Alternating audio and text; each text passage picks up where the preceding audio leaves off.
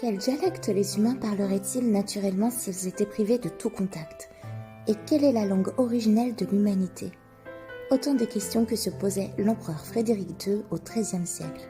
Ce qui s'est passé ensuite a été une expérience terrifiante.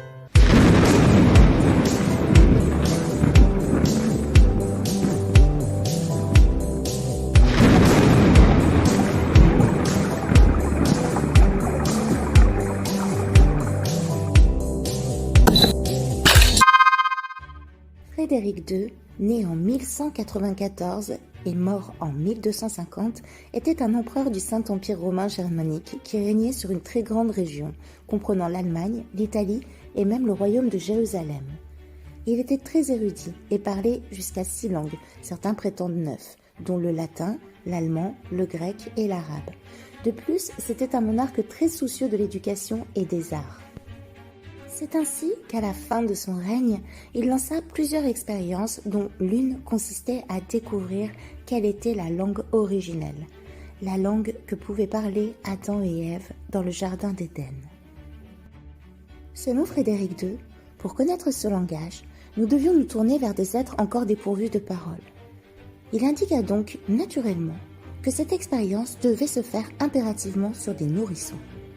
Et comme vous pouvez l'imaginer, cette expérience tournera très vite au drame.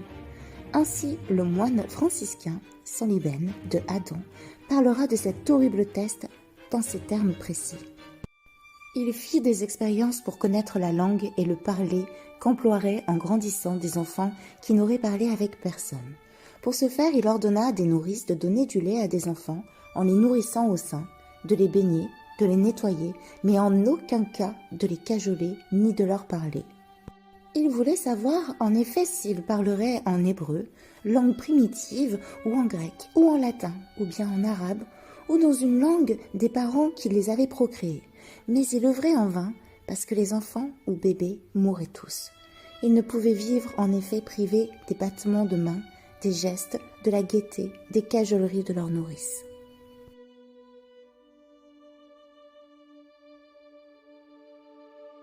Malheureusement, vous l'avez compris, le seul résultat de cette expérience fut le décès systématique et prématuré de ces nourrissons.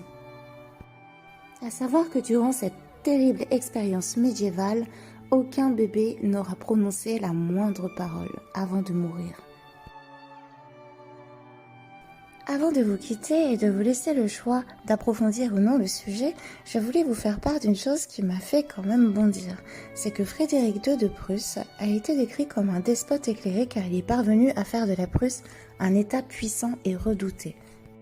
On sait qu'il a été fortement influencé par les philosophes français, notamment Voltaire qui l'invitera à Berlin. Ce qui m'a le plus surpris, c'est de voir qu'il a interdit la torture dans ses États au nom de la dignité humaine.